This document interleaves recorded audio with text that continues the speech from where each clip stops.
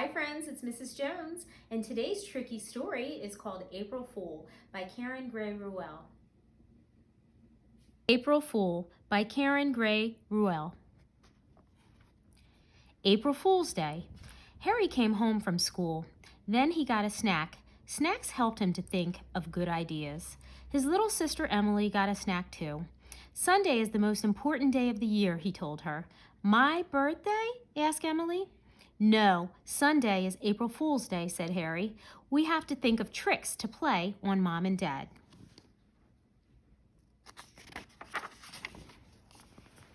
Why? Said Emily. Because it's fun, said Harry, and because I know you are tricky. I already have some tricks. You have to think of some too. Sunday is only 2 days away. Harry and Emily thought about tricks.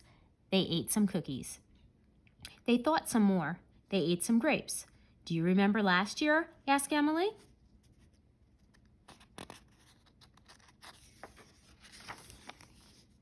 We put toy spiders in Mom's coffee. She was very surprised. Let's do that again.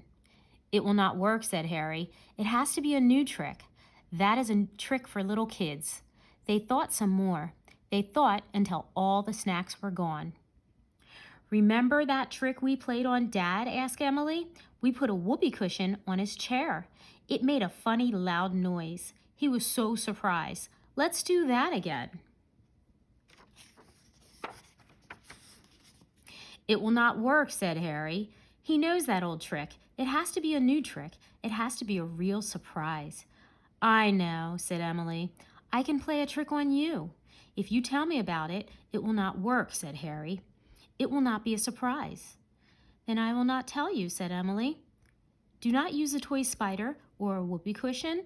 It will not be a surprise, said Harry. Oh, you will be surprised, said Emily. I am very tricky. Tricky treats. It was the day before April Fool's. All morning, Emily practiced tricks. She jumped out from behind a chair. Boo, said Emily. You did not surprise me, said Harry. You need a better trick. Emily made a scared face. She said to Harry, Look out behind you. I know there is nothing there, said Harry. To trick me, you will need a big surprise. The bigger the surprise, the better the trick. After lunch, Harry and Emily went to the magic shop. They brought all the money from their piggy banks just in case. There were lots of tricky surprise things at the magic shop. There were decks of disappearing cards. There were amazing trick handkerchiefs. There were silly masks and squirting coins. There were floppy forks and knives. There were also plastic spiders and whoopee cushions. We don't need those, said Harry. We already have some at home. Besides, we won't use them this year. Emily found something she liked. Harry found something too. They had just enough money from their piggy banks. The big day. Wake up, Emily, said Harry. Look at all the snow. Where, said Emily. She looked out the window. It was sunny and bright. There was no snow at all. April Fool, said Harry. It was April Fool's Day at last.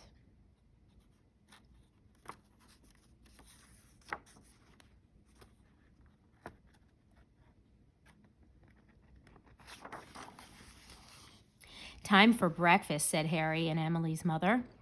Hurry up, or your ice cream will melt, said their father. Ice cream for breakfast, said Harry. Yum, said Emily. April Fool, said their mother and father. Later, Harry set the table for lunch. He put a jar of nuts on the table. Dad, can you open this? It is stuck, he said. His father unscrewed the lid.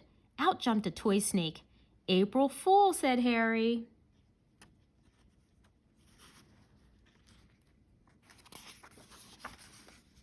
At lunch, Harry said to his mother, Aren't you going to answer the door? I didn't hear the doorbell, she said. It just rang, said Harry. Oh, said his mother. She went to the door. Nobody was there. April Fool, said Harry. Harry's April Fool's Day tricks were a great success. He had tricked everyone. His parents had tricked him and Emily, but Emily had not played any tricks. All afternoon, Harry was ready. He checked behind every door. Emily was never there. When he read his book, he made sure there was nothing hiding in it. But Emily had no tricks for Harry. Maybe she was too little to play a good trick. The last laugh. Harry and Emily went out to play.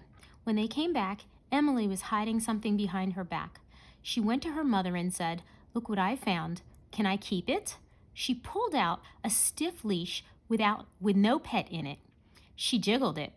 It looked like an invisible pet was pulling at it. "What is that?" asked her mother. "April Fool," said Emily. "You are very tricky," said her mother. "I hope you have a better trick for me," said Harry.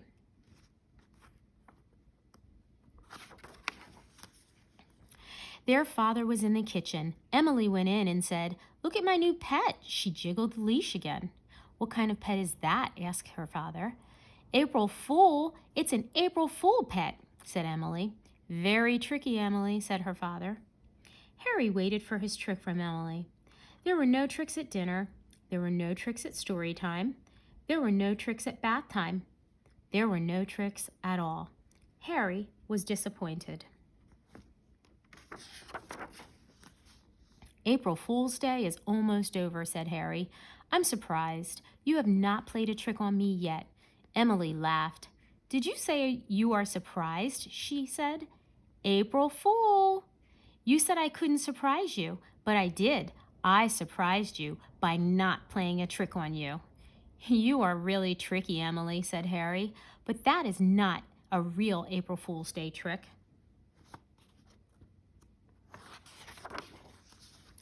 Then Harry put on his slippers. "Ack!" he shouted. A toy spider fell out of each one. "April Fool," said Emily. Then Harry sat down on his bed. It made a funny loud noise. "April Fool," said Emily. "I surprised you again," she said. "I am the trickiest sister in the world." "You are tricky after all," said Harry. "You even surprised me with toy spiders and a whoopee cushion."